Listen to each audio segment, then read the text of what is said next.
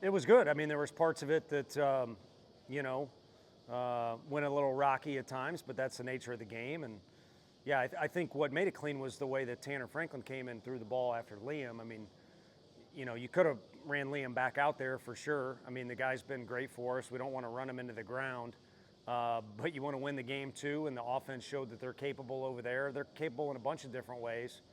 But I think that was a big thing there where a guy doesn't get credit for a save or whatever, but he probably threw the ball as well as he has all year. I know Houston was really good, but that was a key component there. And then Ariel did his thing at shortstop to help him out. Those two guys must be, you know, better friends than I even realized. And cool part of the night is Ariel coming to the plate and the crowd going nuts for him after he made the first play, and then they were equally excited about the second two plays. And it's kind of, you know, I'm from St. Louis, cheered for the Cubs because of my dad, but St. Louis is a very good baseball town. They know the game, they cheer for the game. And I don't know what went on in downtown tonight, but we had a huge crowd, rowdy crowd. I bet they had another huge crowd.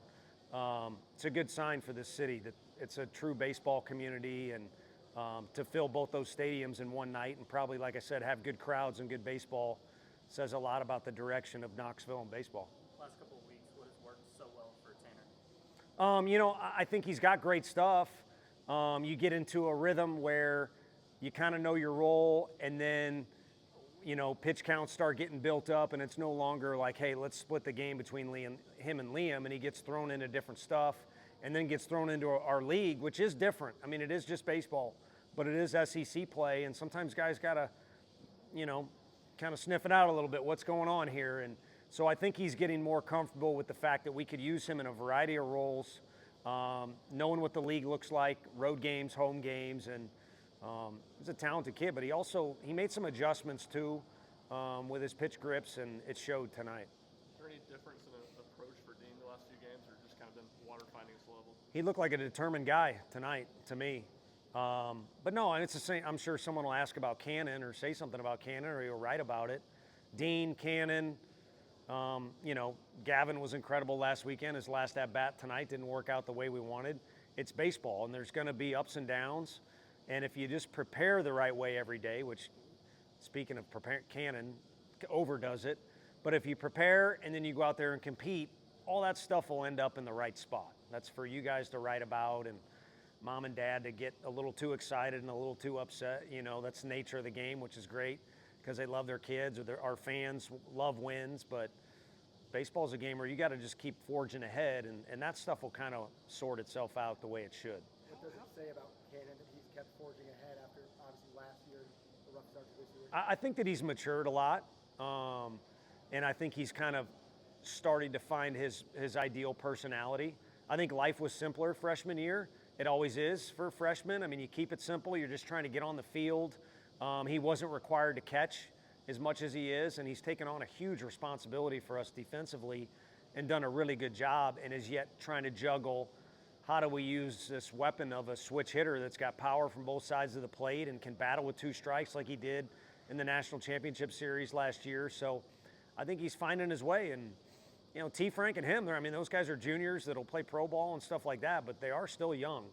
And so, you know, you want to have high standards, but you also want to leave room for guys to kind of, you know, navigate their way through the waters and find the best version of themselves. How tough is it to get Cannon to not think as much? I mean, he talks about kind of journaling and sort of the intense kind of way he goes about it. Do you just have to let him do some of that stuff? Yeah, say, hey? I honestly, I think, now he's writing in the journal the other day, and Frank said, order me a cheeseburger while you're at it, which I don't think was very friendly. But I think, yeah, all these kids need reminders to just keep it simple. A few guys are really good at doing that and maybe don't need it as often. But I think all that stuff's fine. It's the emotional deal. It's so important to them. And I wasn't very skilled, but I was like that. And it'll kind of squeeze you and won't allow you to be the best version of yourself. So Manny and Ariel, Chris Newstrom, like we got some guys that are uniquely in love with playing this game, which is a huge positive. But when you're like Ariel out there and you're just glad you got put in the game and you're on the field and you just play ball, that's the best version of yourself. Again, when those emotions burning a little too bright or overwhelm you, it's not a good thing. So I think it's more on the emotional side than it is any of his. They all got quirks. They're baseball players, you know. What adjustments did you see Liam make tonight? It seemed like tonight was the most he's had to pitch all year rather than throw. That's it. I think learning to pitch. You know, their leadoff hitter's really aggressive, and he did a good job of doing what he had to do with 2 strikes. But then you get to a guy that is really experienced. I did not expect him to be back this year in Burks. Just runs into the ball. You know, he's strong enough to get it out of the park.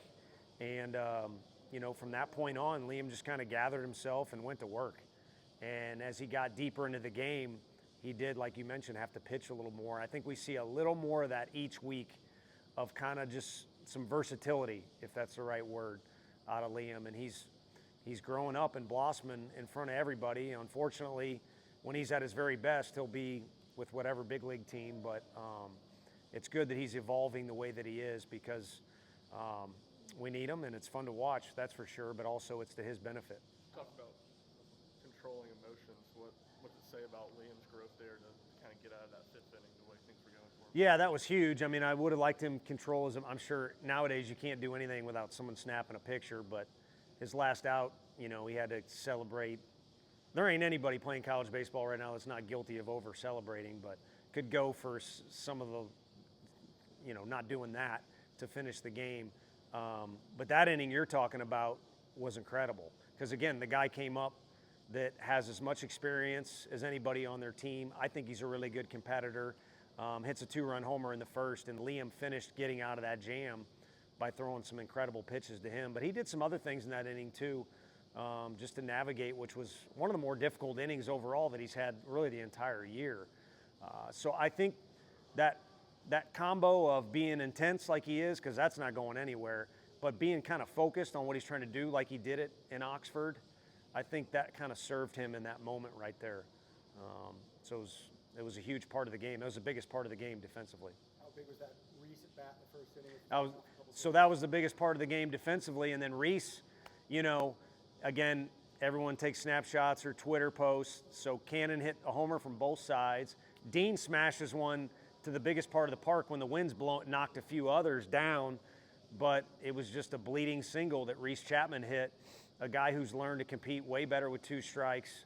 The most valuable moment offensively in the game was him doing that. Especially, you go down 2-0, it's such a weird start to the game. You got bases loaded, and you had that reset in there. I mean, I think everyone here knows I'm not in it to make friends with umpires, but Hank's a really good dude, so that was unfortunate to see. He's been around forever, and he takes his job serious, but doesn't take his job himself too serious, and so to see that was unfortunate.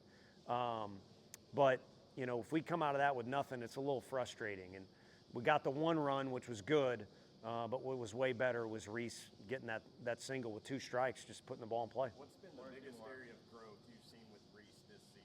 Presence, just very comfortable in his own skin, very relaxed throughout the, you know, there's no antsiness, even just in the dugout in between innings or anything like that. So anything that would go under the umbrella of presence, I think, has been really good.